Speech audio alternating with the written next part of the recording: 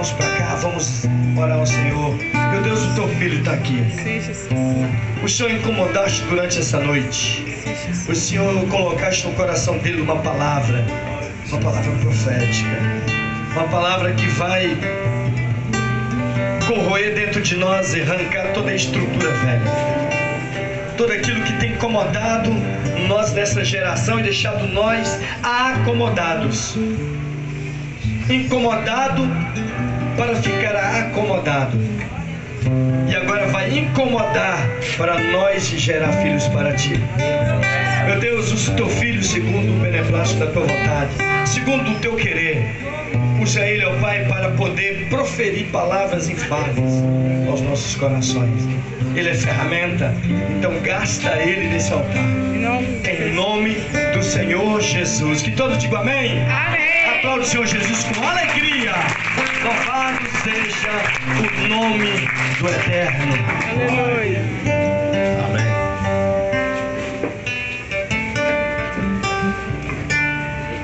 Queridos, graças e paz, amém? Amém.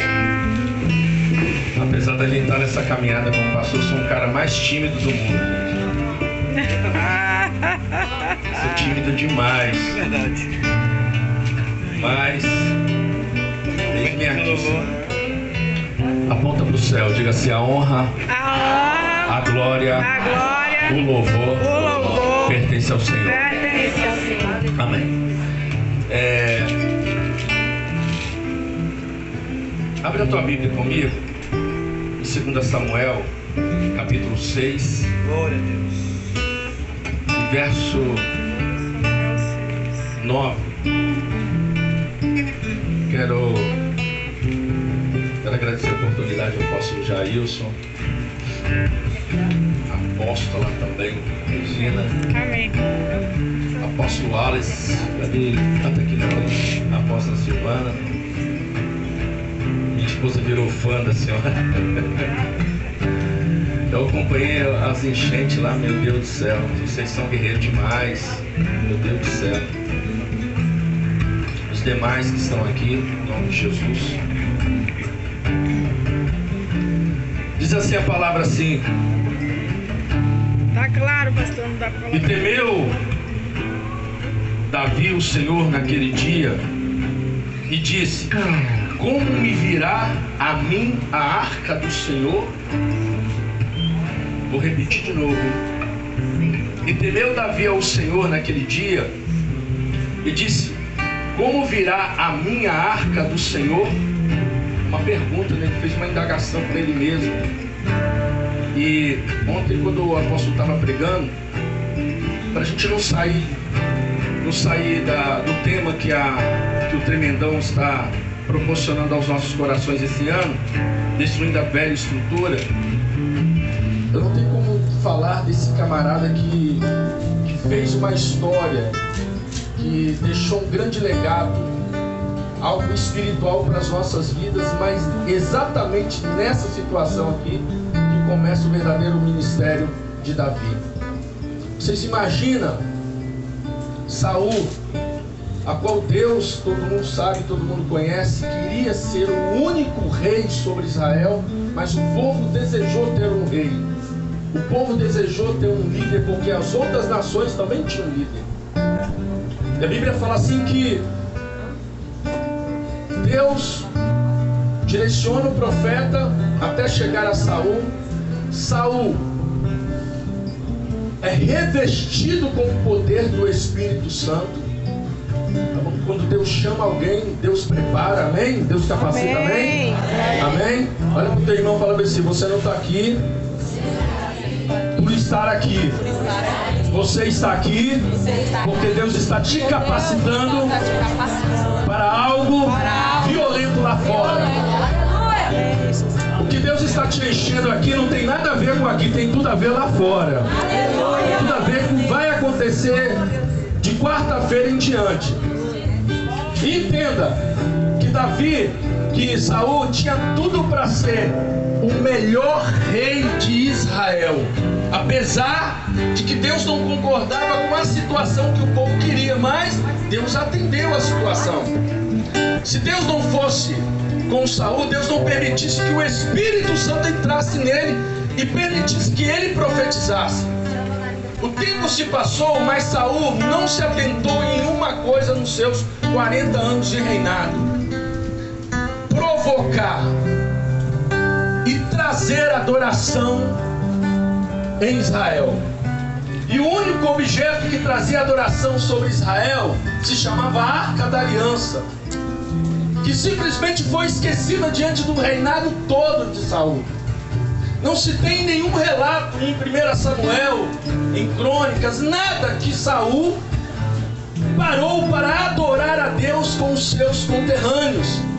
Não se tem nenhum relato que Saul pegou a Arca da Aliança e fez sacrifícios, adorações. Pelo contrário, o tempo foi passando, Saul foi vencendo algumas guerras, Saul foi prevalecendo, Saul foi prosperando. E o que aconteceu? Foi nascendo uma estrutura do homem dentro dele, uma estrutura do seu eu, uma estrutura do que eu posso, do que eu faço, é do meu jeito, é da minha forma. E por mais que você seja chamado, seja para tocar, seja para cantar, seja para ministrar, se você entrar em uma estrutura que você deseja em você mesmo, você não vai durar muito tempo. Aleluia. Verdade. Você pode ter chamado o que for, você pode ter a voz mais linda, você pode ter a melhor pregação, mas se o seu eu começar a entrar na frente e você parar de ouvir a voz do Espírito, meu irmão, acabou o teu ministério. Vai durar algum tempo, algum ano, alguns meses, e a coisa vai desabar sobre a sua cabeça. Saul, Deus deu o tempo necessário para Saul, para que Saul pudesse ouvir a voz do Espírito, porque tinha um profeta de Deus, alguém que trazia a revelação. Porque o profeta é assim, gente, no 5 ministérios que diz lá em Efésios, diz que o profeta ele traz a revelação para Deus, a revelação para a igreja. O profeta ele está preparado para ouvir e atrair a revelação. E Samuel trazia a revelação para Saul, mas Saul não se colocava diante de Deus de forma nenhuma. O tempo foi passando, e a arca ficou esquecida na casa de Abinadab. Um pouco antes dessa história, a Bíblia diz assim que a arca ela foi tomada pelos filisteus, ficou durante 6 meses em posse dos filisteus. Os filisteus, em um momento de adoração a Dagon, saíram pela madrugada adorando a Dagon. Vamos adorar a Dagon. O povo saiu em procissão adorando a Dagon, e a arca que simbolizava a presença de Deus estava dentro do templo de Dagon. O povo glorificando a Dagon saíam: vamos glorificar a Dagon, vamos glorificar a Dagon. Quando eles abriram os alicerces do templo, Dagon estava prostrado diante da arca do Senhor. Eles ficaram desesperados, levantaram a imagem novamente, e naquele exato momento saíram na outra madrugada: vamos adorar a Dagon, vamos adorar a Dagon. Quando eles chegaram novamente, a arca, a estátua de Dagon estava cortada pelo meio, meu irmão, em adoração à arca do Senhor. Eles ficaram desesperados. Deus permitiu que enfermidades viessem sobre o povo e devolveram a arca. A arca entrou em uma localidade chamada Bet-Semes. Quando a arca estava ali, repousada ali, os moradores ficaram alegres por causa que a arca tinha sido devolvida e tentaram abrir a arca. Quando eles abriram a arca, a Bíblia diz assim que cerca de mais de 50 mil homens foram mortos por essa atitude. Eles ficaram entristecidos na hora e pegaram a arca e levaram a arca na casa de Abinadab, um levita, um sacerdote adormecido. Faz um sol aí para mim mesmo. A arca ficou ali repousada durante o reinado de Saul todo. Saul não atentou em pegar a arca e em trazer adoração. Meu irmão, se o teu ministério, se a tua vida não começa com adoração, a coisa está feia. Porque adoração é elogio. Adoração você está dizendo para Deus assim: ó, eu dependo totalmente de ti. Adoração é uma rendição ao Senhor, aos seus atributos, daquilo que Ele tem feito sobre nós. Levantamos pela manhã adorando, diga glória a Deus. Glória a Deus. Tomamos café com Deus adorando a Ele, diga glória a Deus. Almoçamos, jantamos, dormimos adorando a Deus todo instante, glória a Deus. Andamos na rua adorando a Deus, glória a Deus. Andamos de carro, de bicicleta, conversando. Então, hoje em dia é meio normal ver pessoas conversando sozinhas, mas isso já era de tempo, porque os crentes já faziam isso há muito tempo. Porque a gente sabe que nós não andamos sozinhos.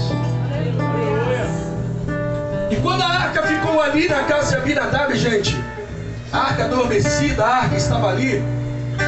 A arca ficou o reinado de Saul todo ali. E Saul passou o seu reinado. Davi assumiu o reinado. O primeiro decreto de Davi foi estabelecer adoração em Jerusalém. O cara não poderia iniciar um reinado sabendo que esse reinado seria um reinado sem a presença de Deus. E olha só o que esse versículo que nós acabamos de ler diz aqui. Se nós não vigiarmos, a velha estrutura vem e começa a demolir tudo aquilo que Deus quer fazer. Olha o pedido de Davi. E temeu Davi ao Senhor naquele dia, como virá a mim a arca do Senhor? Virá a mim? A glória é minha? O louvor é meu? Os aplausos são meus?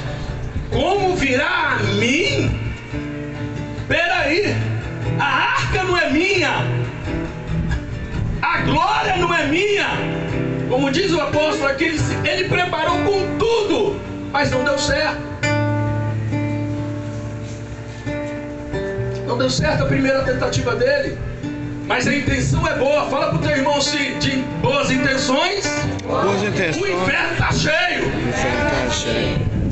Não é questão de ter boa intenção, é questão de fazer a coisa certa diante do Senhor. É a questão de fazer o que está debaixo de uma revelação do que a Bíblia diz que é para você fazer. Então, a velha estrutura de Saul quis corromper o coração de Davi. A velha estrutura que Saul tinha como rei quis tomar o coração de Davi. Só que diz assim para esse irmão, fala pra gente entrar no grupo cedo domingo, que é de manhã ainda, fala assim, mas só que Davi era diferente. Pergunta ao seu irmão, você é diferente? Você é diferente? Irmão, o que nós estamos precisando nos dias de hoje é de homens e mulheres diferenciadas. Homens e mulheres que vêm impactar com a presença de Deus pessoas dentro do seu trabalho. As pessoas, você não precisa abrir a boca para falar de Deus para as pessoas, só o que você carrega já começa a arrepiar. As pessoas já começam a trazer uma glória diferente. E quando você começa a abrir a sua boca, não é você falando, são espadas agudas indo direto ao coração, apontado para uma alma e um espírito aquebrantado, esperando o quê? Uma palavra de conserto, uma palavra de repreensão e uma palavra de alinhamento, meu irmão. O evangelho não é para passar a mão na sua cabeça, o evangelho é para te alinhar. Aleluia! Não é para que você fique confortado, o evangelho é para que você fique na posição, para que quando essa trombeta ou o chofar tocar como está sendo feito aqui nos inícios do trabalho, meu irmão, você vem ouvir porque você está alinhado com Deus. O Espírito Santo não tem que se manifestar apenas no momento do louvor ou no momento da palavra. Em toda hora Ele está falando comigo, em toda hora Ele está se manifestando comigo, em toda hora a minha mente é dominada por Ele, o meu olhar é dominado por Ele, a minha fala é dominada por Ele. O diabo fica no meu derredor em todo instante querer trazer para o lado dele, mas o Espírito me direciona. Por isso eu quero dizer para vocês, fala para o teu irmão novamente, seja diferenciado. Seja diferenciado. Davi é um cara diferenciado. O que fazia Davi ser um homem segundo o coração de Deus é que ele não cometia os mesmos pecados que ele fazia. Por exemplo, o adultério, quando ele viu Betsaiba lá, bonita, tomando banho, ele pede perdão, há uma punição, o filho dele morre, mas você não vê mais novamente na Bíblia Davi pecando com o mesmo pecado de adultério. Nós não conseguimos ser diferenciados porque cometemos os pecados, pedimos perdão a Deus, a velha estrutura vem, novamente cometemos novamente, pedimos perdão a Deus, a velha estrutura vem, cometemos os pecados, pedimos perdão. Não, meu irmão, está na hora de se revestirmos com o sangue de Jesus, limparmos o pecado. Aleluia! Peça perdão e nunca mais cometa em nome de Jesus. Isso é ser um homem e uma mulher diferenciado. Glória a Deus. O problema é esse. E nós sabemos que uma das coisas que mais atinge são os jovens. O pecado da mocidade. Eu fui jovem, eu sei como é que é isso. Quando começa o namoro, segurar os hormônios que saem pelo nariz, que saem pelo ouvido, que saem pelo... É difícil. Mas quando você é diferenciado, você vive uma vida diferenciada. Eu tenho uma jovem lá na nossa igreja, que ela começou a namorar com o rapaz pediu: não, me prova que o seu amor, eu quero que você faça uma prova do seu amor tendo relação sexual comigo. Aí eu perguntei para ela assim: e aí, o que você falou? Você teve? Perto da minha esposa. Ela falou: pastor, eu amo ele. Meu Deus! Mas eu amo muito mais o meu Jesus. É, Jesus. E sabe o que eu fiz com ele, pastor? Não. Eu dei um tapinha nas costas dele e falei assim: eu te amo. Mas não tem como eu ter um relacionamento com você estando nessa estrutura da carne. Então eu estou terminando meu namoro, porque eu não venho cair no pecado com você. No dia que você for um homem de Deus, nós retornamos o nosso namoro. Mas eu não vou perder a minha santidade e a minha salvação por 5, 6 minutos de prazer. Fala pro teu irmão: seja diferenciado. Seja diferenciado. O problema é, nós somos tentados todos os instantes a permanecer na velha estrutura. Davi tentou. Davi foi carro de boi, como o apóstolo falou aqui ontem, não preciso explicar. Tropeçou, já morreu. Só que aconteceu uma coisa muito legal, cara. Muito doida. Muito doida. Eu acredito assim, vou fazer uma conjectura aqui, que na hora que a arca estava ali, que mataram Uzá, todo mundo ficou olhando. O que vamos fazer? Ô rei, aqui perto aqui tem um levita, um sacerdote aqui pertinho. Pega a arca e leva para casa dele. Quem pega? Repete o nome dele, fala assim com o nome dele assim: Obed-Edom. Obed-Edom. Não, repete de novo para ficar marcado. Obed-Edom. Obed-Edom. Apóstolo, eu fico imaginando assim, a arca chegando na casa dele. Chega aquela comitiva do rei, batendo na porta dele. Não, tem que fazer o barulho. Isso. Obed, nós estávamos indo uma comitiva aqui de Queriate Gerazim, segundo a Bíblia, 17 quilômetros. Paramos aqui no meio porque aconteceu uma tragédia. O rei pediu para que a arca ficasse na sua casa. Tem algum problema? Rapaz, todo judeu que é judeu, desde criança, eles são ensinados sobre a história da palavra. Obed-Edom era um levita ou um sacerdote, não se tem algo teológico em relação a ele. Eu sei que ele era alguma coisa. E ele sabia da história da arca. Você imagina o cara, a arca entrando dentro da casa dele e ele... Aonde que nós deixamos a arca, Obed? Quando você recebe o visitante, apóstola Silvana, onde que você recebe eles? Se for Fernando, no quintal.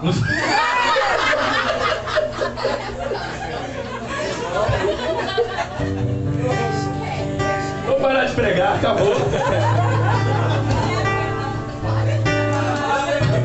Mas se for o apóstolo Jailson e a apóstola Regina? A apóstola da entrada. Já sei onde vou receber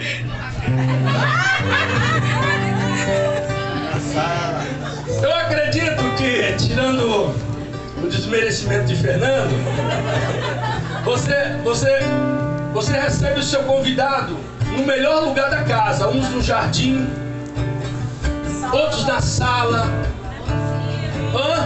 na cozinha. Eu acredito que quando chegaram para Obed-Edom, falaram bem assim para ele: Obed-Edom, onde deixamos a arca? Deixa na sala aqui. Eu estou falando uma conjectura, mas eu sei que a arca estava no melhor lugar da casa dele.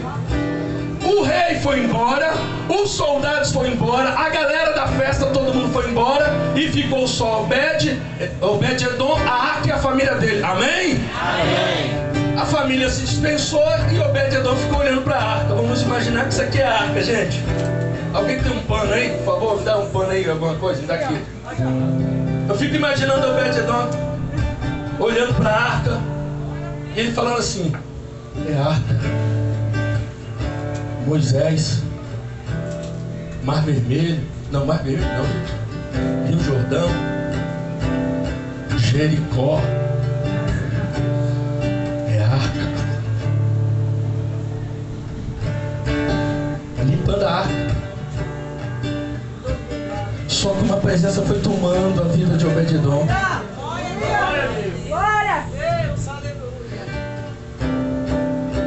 Ele não foi aguentando, ele foi tomando a vida, foi tomando ele foi limpando, largou o pano e começou a adorar, lembrando do que Deus tinha feito através da arca, lembrando dos feitos, lembrando do concerto que Deus fez com Israel através da arca, através de Abraão, de Isaac e Jacó. Glória a Deus.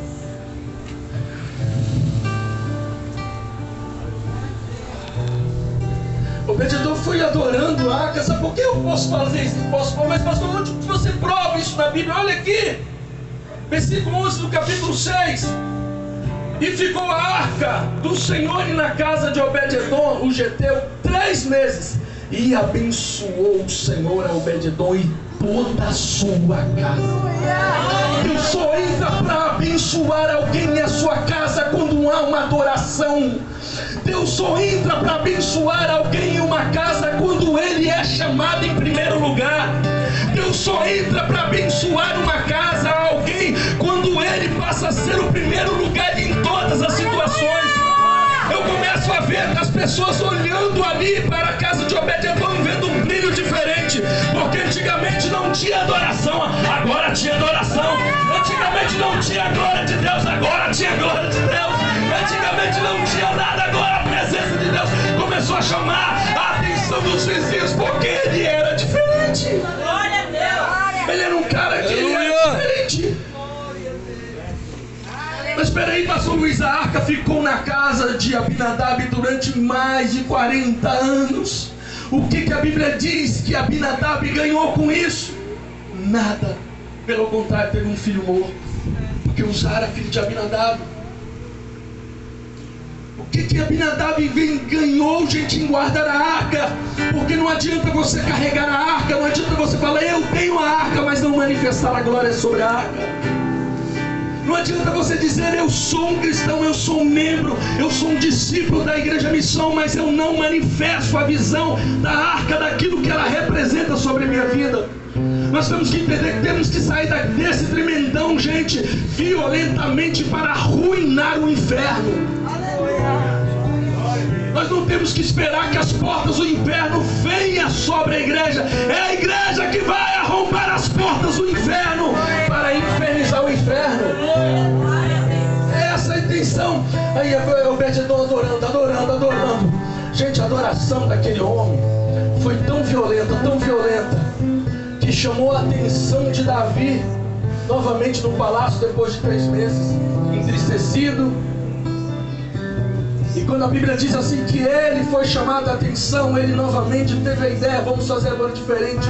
Acredito que Davi buscou ao Senhor, acredito que Davi pediu a orientação do Senhor e levantou novamente toda aquela festa para trazer a arca da casa de Obed-edom para Jerusalém. Os soldados, os levitas, os sacerdotes, todos colocaram a arca no lugar certo, que era nos ombros. Meu irmão, não é o que você é, aquilo que você carrega. Não tem nada a ver com você.